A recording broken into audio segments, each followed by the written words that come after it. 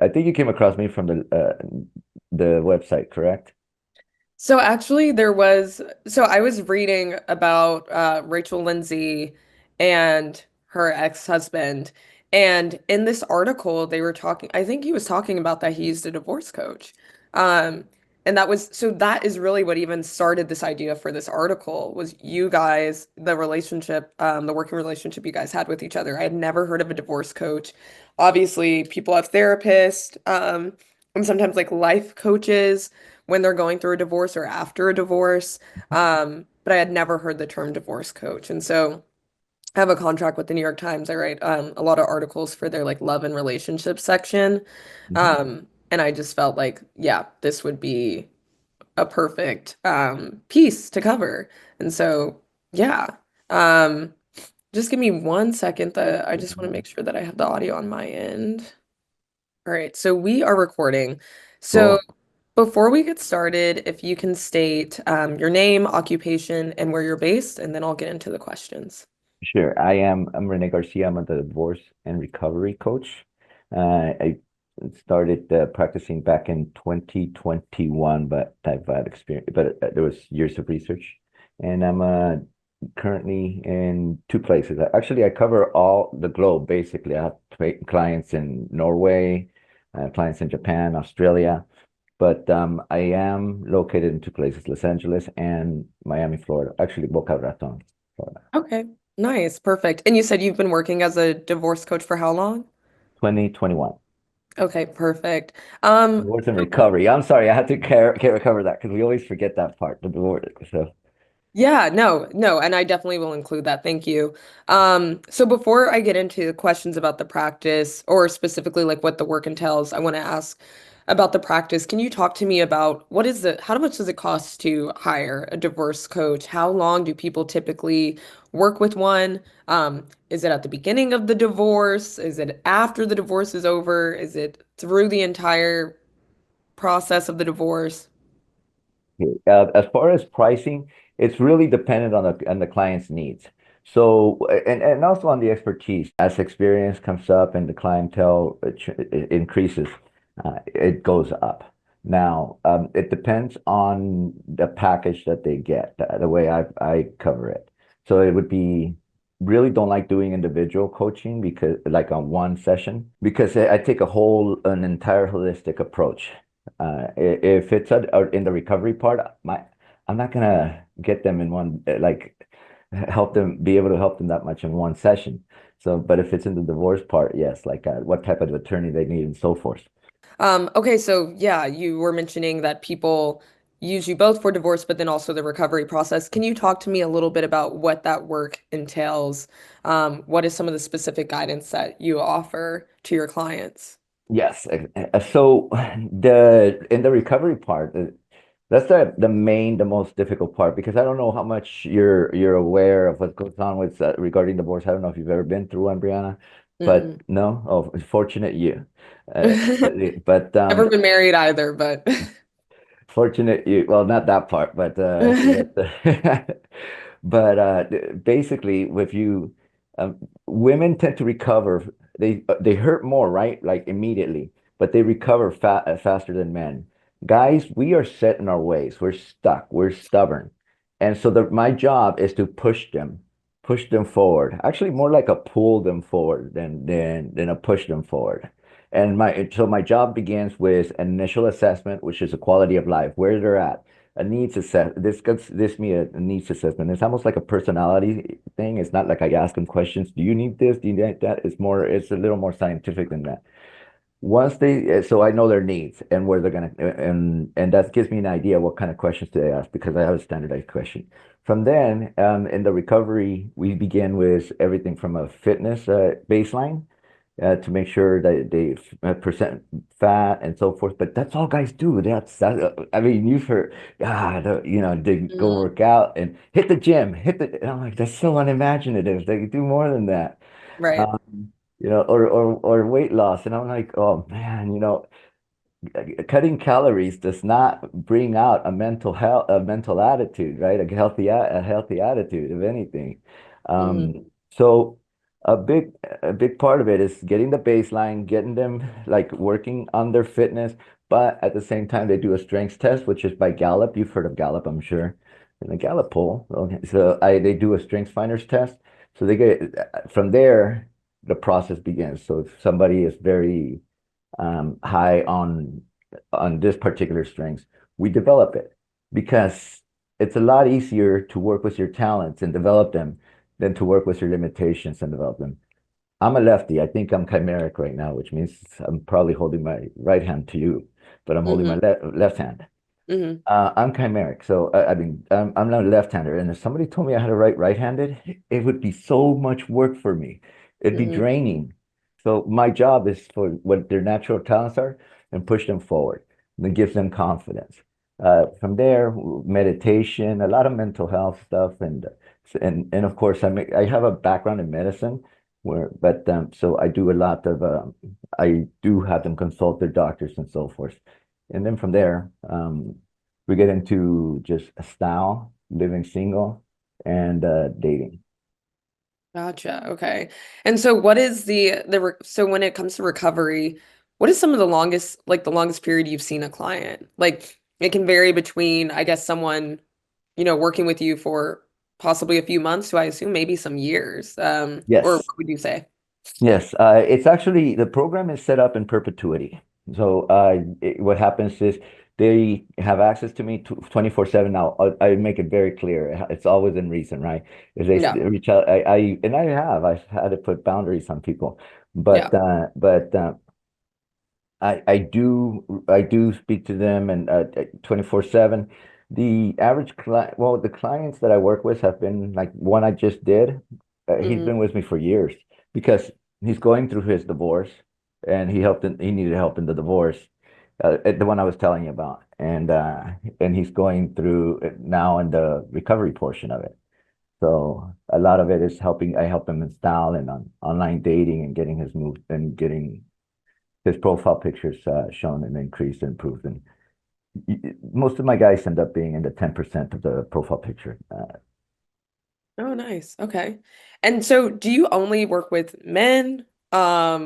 Do you work with women as well? And is there a certain age of men or a certain age of people that typically are reaching out for these type of services? Like, they tend to be younger as opposed to older?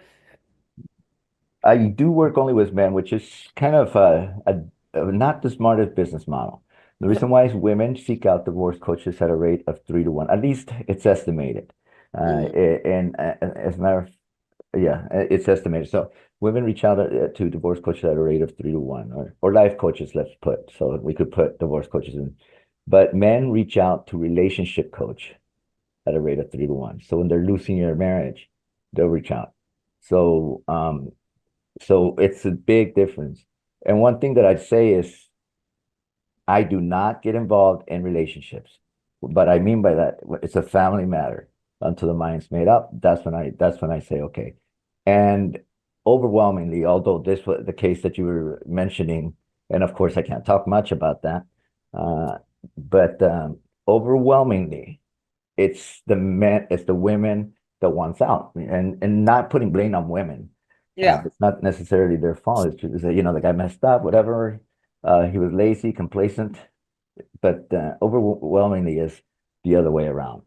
And so I work with them for years and get in their development. And it's actually easier to do because my job is I don't have them talk about their woes. In fact, uh, that's a key thing I do. You ever be stuck in a place, in an ugly place, and then you start talking about something completely different, yeah, you just trail off. and you walk out feeling better.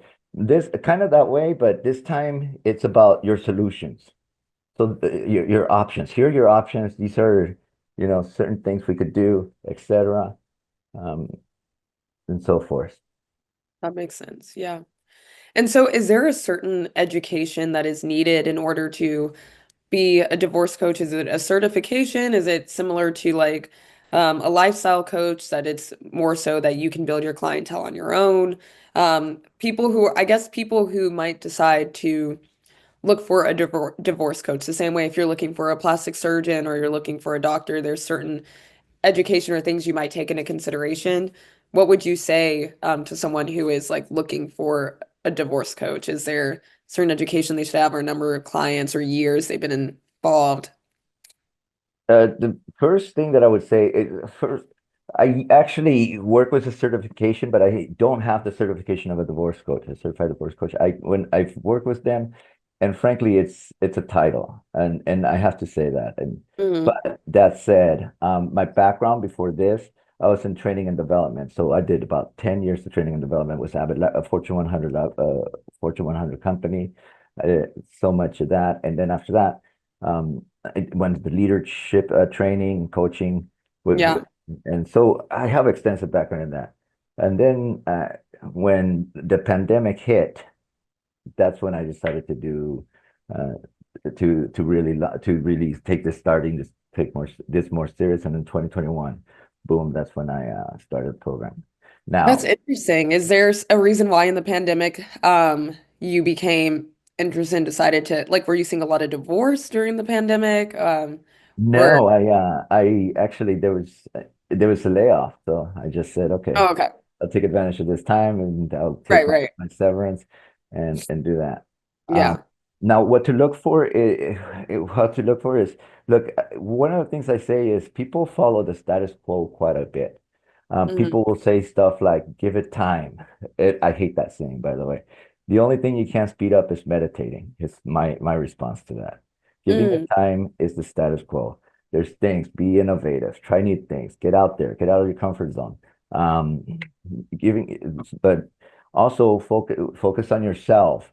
And when people say that, I always ask them what that means, but they really do need to focus on themselves. And focusing on yourself could be you're around a group of people, you're still focusing on yourself, you're still focusing on your appearance, your how you act, all of it, your demeanor. Because if you thrive there, you become a better person, better father, and that's key, a better father. Like, because your mm, kids are gonna want to be around you. And data shows, like we all talk about, like you know, fatherless children, and and that the court system is stacked against the men. But data actually shows, and I go and study. I go to divorce courts actually on my time when I can, and data shows that it's not as unequal as people think. It's just men mm, don't prepare nearly as yeah. well as women. So, Yeah. so you want to look for someone that has a more outside the box, a strategic approach. Um, Attorneys, they're not strategic, and uh, and so I help them. I help the guys out to find an attorney if they need that. But somebody that has more of a strategic approach, has a big picture view, knows what the other person's resources are, and knows how to effectively execute them. That's what I O- would look for in a divorce and recovery coach. Okay. And so in your practice, you when at least when it comes to the divorce part, you're only taking clients, correct me if I'm wrong, because it sounds like this is what you said. You're only taking clients who have decided they are going to divorce. It's not like I'm trying to decide whether or not I'm going to. It's they've made the decision and you're there to help them get through that period and make sound decisions during that period. Yes. Perfect. Okay. And then how would you say a divorce coach differs from a therapist? So a therapist, what they do is it's more long term, right? You go in there, you listen to the therapist listens, and often they look for some kind of pathology, like, oh, there's a person now, this person may have like a narcissistic personality. This person may have a bi, um, bipolar disorder, whatever, But a therapist is more long term. They work it takes months to get through. My job is to get them immediate results. So Mm, and guide them and give them answers. When you've gone through over 100 divorces, and that's what I say, I've been through two, but I've gone through over 100 of them. mm. You could see certain patterns and establish the patterns in which they go. So it ends up becoming you start giving them faster, better, more effective advice. And also a therapist is not, they may not be divorced. They may not have gone through that particular portion of divorce, restraining orders, how to protect yourself from restraining orders, that kind of stuff. It's the ugly part of humanity that sometimes you have to deal with. Yeah. And so that's uh, my job is not to give them therapy and counseling because that'll take forever. Right. And I tell them that. I say, listen, if you want to tell me about your problems, I'm not the guy. That you could talk to your mom, you could talk to your dad if you want, but we're here to get results. We're here to find your problems and get them some solutions to your problems. And I'm Yeah. fast and I'm effective. So Nice, nice. And then lastly, I was going to ask about how many clients would you say that, because you just mentioned you said, 100 divorces, like about how many clients have you worked with? I can't give you an exact number. I wish Yeah, I that's could, but I'd probably say it's about 200. That's my guess. wow, that's a lot. Yeah, that is a ton of divorces to have Yeah, um helped with yeah. and work. And they come from all sorts, right? Sometimes they're looking and they're like, should I get an attorney? My goal is to a good divorce coach will tell the guy, like, or the female, try to do this amicable, try to mediate because a divorce is going to cost you 20, $30,000 in attorney fees. Attorneys are litigators. So we're going already for something we're establishing the playing field as a war. And you're going to need some resources for that. Try to go mediation where you're talking like $5,000 to do it. Yeah, And it ends up being even and you end up getting the same thing that you probably would if you spend 100,000 in courts. Less traumatic for the kids. Um, yeah. and that's what men worry the most about, their children and that and the loneliness. Yeah. Is there, my last question, is there like a specific type of client you would turn away? I know you only work with men, but I'm saying like if someone was, do you take on everyone who reaches out to you or in a do you No, I've consultation? actually turned them away. I've turned a few clients away. I turned clients away where I don't think I'm gonna be much benefit to them. Okay.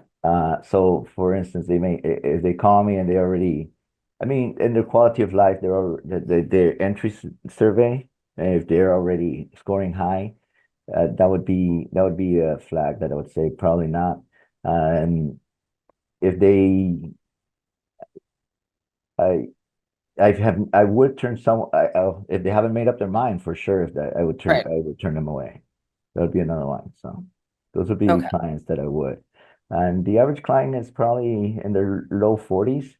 Mhm. I have had the youngest client was 22. This is very stereotypical military. You have Yeah. success in the military, you start making money, you get married right away, and then you get divorced. This happens a lot. Yeah. Yeah. So, Yeah. why are you Um, saying it like that? Do you know? yeah, I mean I have two cousins who married military men and they're already divorced and they got married when they were in their early 20s and I was like, what are you doing? Yeah, it Way happens a lot. way too fast. And I think Yeah. also there's this like fear of dying and they're like, we need to take this next step now because you're going away and all of this stuff. Okay, yeah, that was really interesting. And then so when people to get started with you, like the first thing they do is it seems like they do a consult. It's a free consult, right? It's an hour and a Mhm. half. It is. It actually something. That's a lot of time to give away for Could free. you? Are you kidding me? Sometimes it's 2 hours. So Yeah, the way it works is so it's a whole package, right? They're not only getting uh, the consultations, but they're getting also videos, 24/7 access to me, and the videos are not on YouTube. They're bless you. Uh, thank you. uh, Antihistamine. Have you taken any? And you'll see like so my questions because they're pretty standardized. They're pretty surprised on the first question that I asked them because it has to do when was the last time that you saw a doctor, your last physical exam, what kind of medications are you on? I need to know what I'm working with. Like right now, I need to know what Right. I'm working with, right? Not you per se. I could have done this Yeah, on the yeah. phone, frankly. But I need to know that. I need to know if they have any physical limitations, if they're on antidepressants, if they have low testosterone. I need to know all of the above. And I'd strongly recommend a physical exam with their doctors and strongly recommend they talk to their doctor about antidepressants because they take months to kick in. And by the time Yeah. they know it, it's gonna the ship has sailed and they're a mess. So mental health is gonna be key. Meditation is gonna be key. Knowing themselves, self-awareness is gonna be key. So it's Yeah. yeah. Nice. Okay. Well, that's perfect. That's all I have for you. I'm going to save the audio real quick. Um, And so the way this will work, so this article is not due until May 5th, but I am getting started on it pretty early because I'm about to go to Paris and I don't want to be working on this while I'm abroad. Um, and so hopefully, if I turn it in sooner and my editor decides they want to put it up sooner, it will be. But because it's the New York Times, whatever day of the week that it goes out online, it will be in print that Sunday. So let's say, for example, if this was next week and it goes online Tuesday, that following Sunday, it will be in print. So if you want to grab a New York Times paper and get a physical copy, that's an option. But otherwise, I'll reach out to you again after I write the draft. I might have some follow-up questions. Mhm. Um, and then I'll also let you know if I need to speak to like if I need any more client interviews. But right now, I should be good. Absolutely. Um, and you have my email, my phone number. So if you have any Mhm. questions or anything you think of that you want to add in the meantime, feel free to reach out to me. But otherwise, you'll hear from me when I have the first draft done. Can I show you something? You might want to record this part. Yeah, yeah. Okay. So I was talking earlier about the quality of life survey. It's actually a study that it's an ongoing study, right? Mm, And any minute now you're gonna be able to see my screen. So the quality of life survey, it's an 8-minute survey and it's 700 over 700 respondents. Are you recording? Just it doesn't matter. yes. Okay. So the average divorce male scores 62. So if they're one of the questions, if they're not a member of men's divorce coaching, 59. Okay, not much difference. If they are a member of men's divorce coaching, and I have to ask this question between 3 to 6 months because by then they're thriving. These guys are, and it's hard, it's uh, doing it. So 382. Mm-hmm. Mm-hmm. So we're looking that's my metrics and that's how I schedule that's how I work around my program. So it's that way. 82 and if they're not, you saw 59, 62. But the Mm-hmm. average divorced men, 2 or more years, 76. So Mm-hmm. every 6 months I get these guys 2 standard deviations higher than I do. And And what do you consider a successful, um, like what do you consider success for a client? Like when do you know that they've had a successful experience with your services? I it's usually overwhelming when they reach back. Like just one guy the other day was like, "Hey, just letting you know, I'm loving life. I'm remarried. Vinod is his name, but remarried, married a perfect woman. You helped me out so much. You helped me like feel better about myself and regain my true self and my confidence. That's a high success. My ultimate goal is, they say the second 67% of second marriages fail. 67, golly. And my ultimate goal is to have my clients avoid that number Hmm. to make sure that they know that their value and they pick right and Yeah. they don't let themselves become complacent again. That's a big deal. Yeah. Yeah. That's good. Yes. Thank you for sharing that. Um, okay, cool. Well, thank you for your time. I really Of appreciate it. course. And again, reach out to me if you have any follow-up questions, but otherwise I'll be in touch. May 5th, absolutely. I'm looking forward to reading it. You're gonna mention the program, right? Yeah, of course. And then Okay. also, I mean, when it goes live, I'll also send it to you, email it to you. But just putting the date on your radar. Okay. I have it. You're saying due for May 5th. Thank you very much. Yes. Yeah. Thank Enjoy you. Have a good day. Paris if I don't contact with you. Yes, thank you. I appreciate it. Certainly. Bye bye. Bye.